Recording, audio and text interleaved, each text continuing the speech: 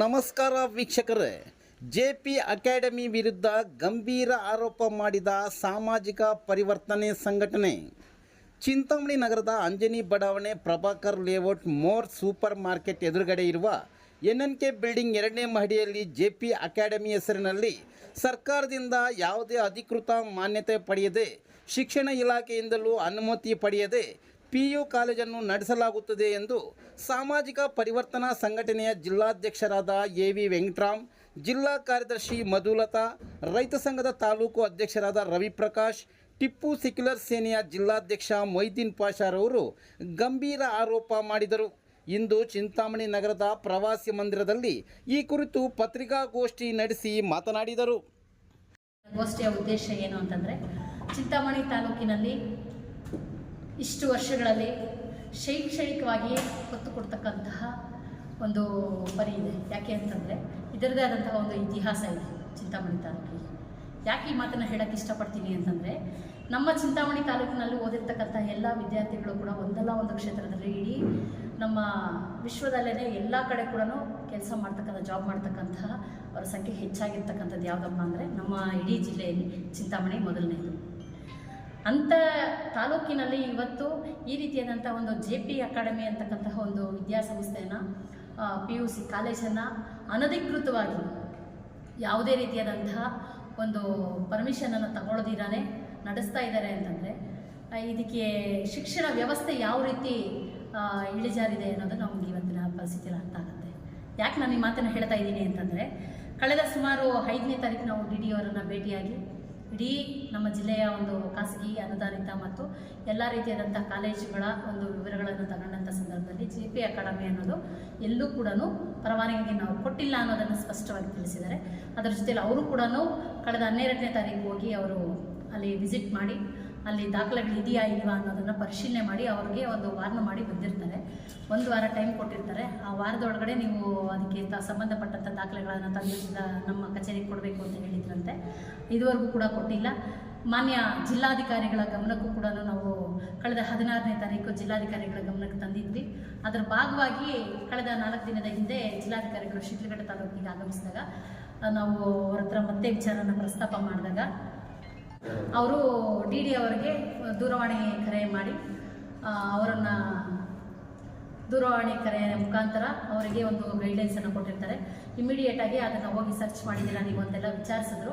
ಹೌದು ಸರ್, ನಾವು ಹೋಗಿ ಮಾತಾಡಿದ್ದೀವಿ, ಅಲ್ಲಿ ಯಾವುದೇ ರೀತಿಯಾದಂಥ ಪರವಾನಗಿ ತಗೊಂಡಿಲ್ಲ ಅವರು ಯಾರ ಹತ್ರನೂ ಅಂತೇಳಿ DC ಅವರಿಗೆ ಅವರು ಕೂಡ ವಿಚಾರ ತಿಳಿಸಿದ ತಕ್ಷಣವೇ ಇಮಿಡಿಯೇಟಾಗಿ ಹೋಗಿ ನೀವು ಪೊಲೀಸ್ ಇಲಾಖೆಯನ್ನು ಕರ್ಕೊಂಡೋಗಿ ಇಮಿಡಿಯೇಟಾಗಿ FIR ಹಾಕಿಸ್ಬೇಕು ಅವರು ಗೋಪಿನಾಥನ್ ಅವ್ರ ಮೇಲೆ, JP ಅಕಾಡೆಮಿ ಮೇಲೆ ಅಂತೇಳಿ DC ಅವರೇ ಆರ್ಡರ್ ಮಾಡಿದ್ರು ಕೂಡ ಇದುವರೆಗೂ ಕೂಡ ಕ್ಲಾಸಸ್ ನಡೀತಾನೆ ಇದ್ದಾವೆ. ಅಂದರೆ ಇದರ ಹಿನ್ನೆಲೆ ಏನು ಅನ್ನೋದು ನಮಗೆ ಸಂಶಯ ಬಂದಿದೆ. ಯಾಕೆ ಅಂತಂದರೆ, ಎಲ್ಲೋ ಆಂಧ್ರದಿಂದ ಬಂದ್ಬಿಟ್ಟು ಇಲ್ಲಿ ಒಂದು ಇನ್ಸ್ಟಿಟ್ಯೂಟ್ ನಡೆಸ್ತಾರೆ ಅಂದರೆ ನಡೆಸಲಿ, ಇದು ಪ್ರಜಾಪ್ರಭುತ್ವ ವ್ಯವಸ್ಥೆ. ಆದರೆ ಅನಧಿಕೃತವಾಗಿ ನಡೆಸೋದು ತಪ್ಪು ಅಲ್ವಾ? ಒಬ್ಬ ಜಿಲ್ಲಾಧಿಕಾರಿಗಳು ಹೇಳಿದ್ದಾರೆ, ಒಬ್ಬ DD ಹೇಳಿದ್ದಾರೆ, ಅವ್ರ ಮಾತಿಗೆ ಕೂಡ ಇವರು ಬೆಲೆ ಕೊಡ್ತಾ ಇಲ್ಲ ಅಂತಂದರೆ ಇವರಿಗೆ ಯಾವ ರೀತಿಯಾದಂತಹ ಹಿನ್ನೆಲೆ ಇದೆ ಅನ್ನೋದು ನಮಗೆ ಅರ್ಥ ಆಗ್ತಿಲ್ಲ. ಈ ವಿಚಾರವಾಗಿಯೇ ಇವತ್ತು ನಾವು ಒಂದು ಪತ್ರಿಕಾಗೋಷ್ಠಿಯನ್ನು ಮಾಡಿದ್ದೀವಿ.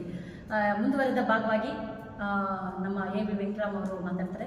ತದನಂತರ ರವಿಪ್ರಕಾಶ್. ಅಕಾಡೆಮಿ ಅಂತೇಳಿ ಚಿಂತಾಮಣಿ ನಗರದ ಮೋರ್ ಮಾಲ್ ಆಪೋಸಿಟಲ್ಲಿ ಒಂದು ಕಿಂಗ್ಫಿಷರ್ ಬಾರ್ ಪಕ್ಕದಲ್ಲಿದೆ ಸರ್. ಒಂದು ಅದರದ್ದೇ ಆದಂಥ ಒಂದು ಸಂಸ್ಥೆಯನ್ನು ನಡೆಸಬೇಕಾದ್ರೆ ಹಲವಾರು ಕಾನೂನು ರೀತಿಯಲ್ಲಿ ಅವರ ಪರ್ಮಿಷನನ್ನು ತಗೋಬೇಕಾಗತ್ತೆ. ಯಾವುದು ಕೂಡ ಅವರು ತಗೊಳ್ಳದೇ ಇರತಕ್ಕಂಥ ಎಲ್ಲ ದಾಖಲೆಗಳು ನಮ್ಮ ಹತ್ರ ಇದ್ದಾವೆ. ಅದನ್ನು ಅವರು ಅನಾವರಣ ಮಾಡ್ತಾರೆ. ಸೊ ಅಡ್ರೆಸ್ ಬಂದುಬಿಟ್ಟು BB ರೋಡು, ಬೆಂಗಳೂರು ರೋಡಲ್ಲಿ ಮೋರ್ ಮಾಲ್ ಆಪೋಸಿಟಲ್ಲಿರ್ತಕ್ಕಂತಹ JP ಅಕಾಡೆಮಿ. ಅದರ ಮುಖ್ಯಸ್ಥರು ಬಂದು ಗೋಪಿನಾಥ್ ಅಂತೇಳಿ. ಸೊ ಅವರು ಅನಧಿಕೃತವಾಗಿ ಮಾಡಿರ್ತಕ್ಕಂಥದ್ದು ಅದು ನಾವು ಕಾಲೇಜು ಅಂತ ಕನ್ಸಿಡರ್ ನಮ್ಮ AV ವೆಂಕಟರಾಮ್ ಮಾಡಿರ್ತಾರೆ. ನಮಸ್ತೆ ಸರ್.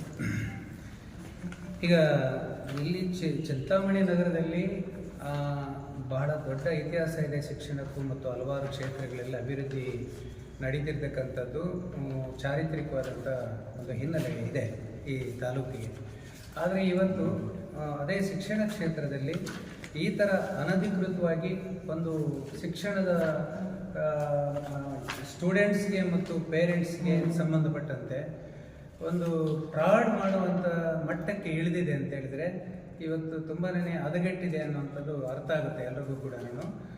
ನಾವು ನಮ್ಮ ಕನ್ಸರ್ನ್ ಏನಂತ ಹೇಳಿದರೆ ನೇರವಾಗಿ ವಿಷಯ ಇಲ್ಲಿ ವಿದ್ಯಾರ್ಥಿಗಳನ್ನು ಮೋಸ ಮಾಡಿ ಅವ್ರನ್ನ ಯಾವುದೇ ಪರ್ಮಿಷನ್ ಇಲ್ಲದೆ ಇಲಾಖೆಗಳಿಂದ ಅಥವಾ ಕಾನೂನುಬದ್ಧವಾಗಿ ಲೀಗಲಿ ಯಾವುದೂ ಕೂಡ ಪರ್ಮಿಟ್ ಇಲ್ಲದೆ, ಅನುಮತಿ ಇಲ್ಲದೆ ಇವತ್ತು ಕಾಲೇಜನ್ನು ಆರಂಭ ಮಾಡಿ CET, NEET ಇತ್ಯಾದಿ ಕೋರ್ಸ್ಗಳು ಪ್ಲಸ್ PUC ಇದನ್ನು ಕೂಡ ಆರಂಭ ಮಾಡಿಕೊಂಡು ನಡೆಸ್ತಾ ಇರ್ತಕ್ಕಂಥದ್ದು ಗೊತ್ತಾಗಿದೆ. ಮತ್ತು ಅವರು ಅದಕ್ಕೆ ಅಲ್ಲಿ ಬಸ್ಸುಗಳು ಕೂಡ ರೂಟ್ ಮೇಲೆ ಬಿಟ್ಟು ಸ್ಟೂಡೆಂಟ್ಗಳನ್ನು ಕರೆತಂದು ಅಲ್ಲಿ ಕೂಡಿ ಹಾಕ್ಕೊಂಡು ಪಾಠಗಳನ್ನು ಮಾಡ್ತಿರ್ತಕ್ಕಂಥದ್ದು ನಮ್ಮ ಗಮನಕ್ಕೆ ಬಂತು, ಸಮಾಜ ಪರಿವರ್ತನಾ ಸಂಘಟನೆಗೆ ಬಂತು. ಮತ್ತು ನಮ್ಮ ಇತರೆ ಜೊತೆಗಾರ ಸಂಘಟನೆಗಳನ್ನು ಕೂಡ ಸೇರಿಕೊಂಡು ಚರ್ಚೆ ಮಾಡಿ ನಾವು ಅಲ್ಲೊಂದು ವಿಸಿಟನ್ನೆಲ್ಲ ಕೊಟ್ಟು ನೋಡಿದಾಗ ನಮಗೆ ವಿಷಯ ಗೊತ್ತಾಯಿತು.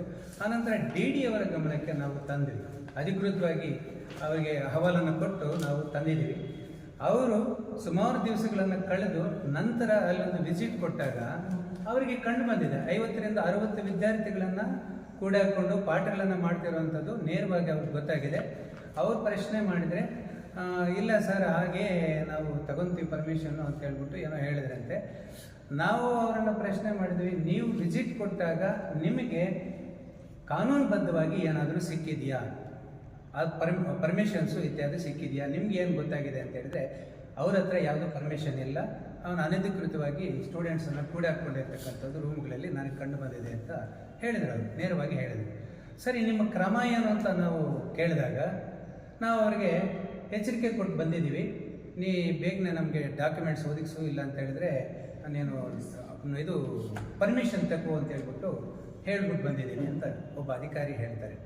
ಜಿಲ್ಲಾ ಮಟ್ಟದ ಒಬ್ಬ ಅಧಿಕಾರಿ ಕ್ರಮ ತಗೊಳ್ದಿರ ಅವ್ರಿಗೆ ಎಚ್ಚರಿಕೆಯನ್ನು ಕೊಡ್ತಾರೆ. ಏನಂದರೆ ಕಳ್ಳ ನೀನು ಬೇಗನೆ ಬಚ್ಚಿಕ್ಕೋ ಹೋಗಿ ಅಂತ ಹೇಳ್ಬಿಟ್ಟು ಎಚ್ಚರಿಕೆಯನ್ನು ಕೊಟ್ಟು ಒಬ್ಬ ಸರ್ಕಾರಿ ಅಧಿಕಾರಿ ಈ ರೀತಿ ಹೇಳಿ ಬರ್ತಾರೆ. ಅವರು ನಮಗೆ ಆ ಉತ್ತರನ ಹೇಳ್ತಾ ಇದ್ದಾರೆ.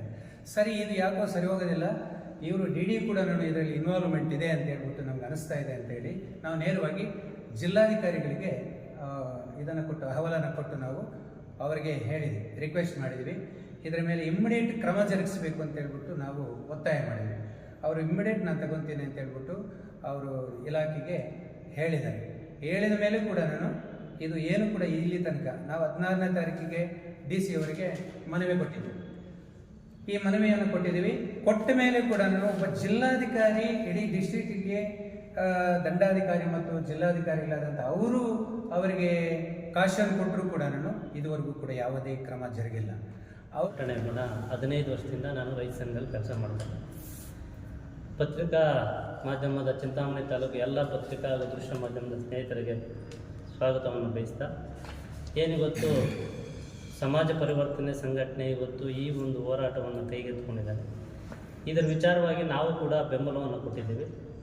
ಏನಪ್ಪ ಅಂದರೆ, ಈಗಾಗಲೇ ನಾವು 2-3 ಕಡೆ ಎಲ್ಲ ಅಧಿಕಾರಿಗಳನ್ನು ನಾವು ಭೇಟಿ ಮಾಡಿದ್ದೀವಿ. DD ಮಾತಾಡಿದಾಗ ಅವರಿಗೆ ಮಾತನಾಡಬೇಕಾದ್ರೆ ಬಾಯಿ ಒಣಗೋಯ್ತು, ಸರಿಯಾಗಿ ಮಾತನಾಡೋಕೆ ಕೂಡ ಆಗಲಿಲ್ಲ ಅವರು.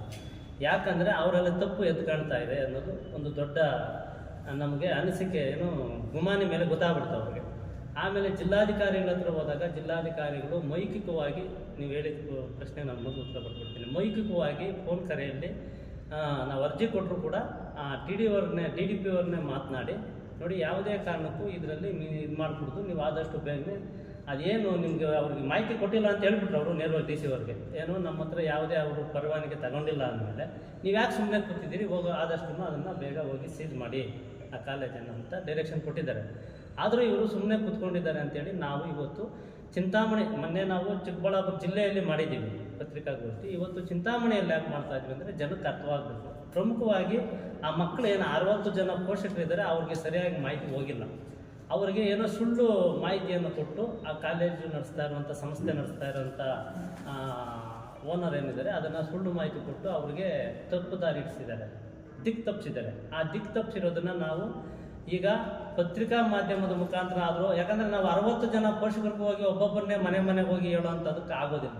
ಹಾಗಾಗಿ ನಾವು ಇವತ್ತು ಒಂದು ಪತ್ರಿಕಾಗೋಷ್ಠಿ ಮಾಡಿ ಆ ಮಕ್ಕಳ ಪೋಷಕರಿಗೆ, ನಾಳೆ ಅವರಿಗೆ ಆಲ್ ಟಿಕೆಟ್ ಬರೋದಿಲ್ಲ ಪರವಾನಗಿ ಇಲ್ಲ ಅಂದರೆ, ಆಮೇಲೆ ಒದ್ದಾಡಬೇಕಾಗುತ್ತೆ ಅವರು, ಆಮೇಲೆ ಇಲ್ಲಿ ಹೋರಾಟ ಮಾಡಬೇಕಾಗುತ್ತೆ. ನಮಗೆ ನನ್ನ ಮಕ್ಕಳಿಗೆ 1 ಲಕ್ಷ ರೂಪಾಯಿ ಅವರು 1 ಲಕ್ಷಕ್ಕೆ ಮೇಲೇ ಹಣ ವಸೂಲಿ ಮಾಡಿದ್ದಾರೆ ಒಂದು ವರ್ಷಕ್ಕೆ.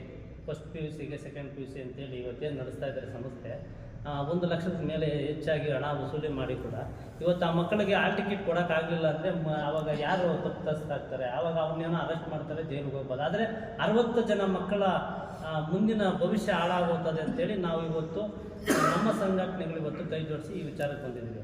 ಬಂಧುಗಳೇ, ಏನು ಇವತ್ತು ಎಲ್ಲ ಬಿ ಒ ಮೇಡಮ್ ಇದ್ದರು. ಅವಾಗ ಫೋನ್ ಮಾಡಿದ್ರೆ ಬಿ ಒ ಮೇಡಮ್ ಇಲ್ಲ, ನಮ್ಮ ವ್ಯಾಪ್ತಿಗೆ ಬರೋಲ್ಲ ಇದು, ನೀವು ಬಾಯ್ಸ್ ಕಾಲೇಜ್ ಹೆಡ್ ಮಾಸ್ಟ್ರಿಗೆ ಮಾತಾಡಿರಿ ಅಂತ ಹೇಳಿದೆ. ನಾನು ಬಾಯ್ಸ್ ಕಾಲೇಜ್ ಹೆಡ್ ಮಾಸ್ಟ್ರಿಗೆ ಮಾತಾಡಿದೆ. ಅವರೆಲ್ಲ ಸರ್ ನಮಗೇನು ಗೊತ್ತಿಲ್ಲ ಅಂತ. ಮತ್ತು ಎಲ್ಲರಿಗೂ ಮಾತಾಡಿ ಎಲ್ಲರಿಗೂ ಇದು ಮಾಡಿ ಇನ್ಕ್ವೈರಿ ಮಾಡಿದ್ರೆ ಇದು ಇಲ್ಲೀಗಲ್ ಆಗಿ ಕಾಲೇಜ್ ನಡೀತಾ ಇದೆ. ಅವ್ರು ಏನಾರ ಮಾಡ್ಕೊಳ್ಳಿ, ಅವ್ರ ಬಿಸ್ನೆಸ್ಸು. ನಮಗೇನು ತೊಂದರೆ, ನಮಗೇನು ಇದೆ ಅಂದರೆ 60 ಮಕ್ಕಳು ಭವಿಷ್ಯ ಹಾಳಾಗುತ್ತೆ. ಅವ್ರ ಬಿಸ್ನೆಸ್ಸು ಈಗ ಏನೇನರಲ್ಲಿ ಬಿಸ್ನೆಸ್ ಮಾಡ್ತಾ ಇದ್ದಾರೆ ಜನ. ನಮ್ದೇನು ಅಂದರೆ 60 ಜನ ಮಕ್ಕಳನ್ನು ಭವಿಷ್ಯ ಹಾಳಾಗುತ್ತೆ ಅಂತ ನಾನು ಮೇಡಮ್ ಅವ್ರಿಗೆ ಮೊನ್ನೆ ಹೇಳಿದೆ. ಮೇಡಮ್, ನಮ್ಮ ಸಂಘಟನೆ ನಾನು ಎಂಕ್ವೈರಿ ಮಾಡಿದ್ದೀನಿ, ಇದು ಇಲೀಗಲ್, ಇದು ಲೀಗಲ್ ಏನಿಲ್ಲ. ಇಲ್ಲಿಲ್ಲ ಕೈವಾರದಲ್ಲಿ ಒಂದು JP ಅಕಾಡೆಮಿ ಇರ್ತಂತೆ, ಅವರು ಏನು ಡಿವೈಡ್ ಆಗಿದ್ದಾರಂತೆ. ಇಲ್ಲಿ ಅವ್ರು ಬಂದು ನಡೀತಾ ಇದ್ದಾರೆ, ಅವ್ರು ಬಂದು ಇಲ್ಲಿ ಬಿಲ್ಡಿಂಗ್ ತೊಗೊಂಡು ಇದು ಮಾಡ್ತಾ ಇದ್ದಾರಂತೆ. ನಾವು ನಮ್ಮ ಸಂಘಟನೆ ನಿಮ್ಮ ಪರವಾಗಿ ಇರ್ತೀವಿ ಅಂತ ಹೇಳಿದ್ದೀವಿ.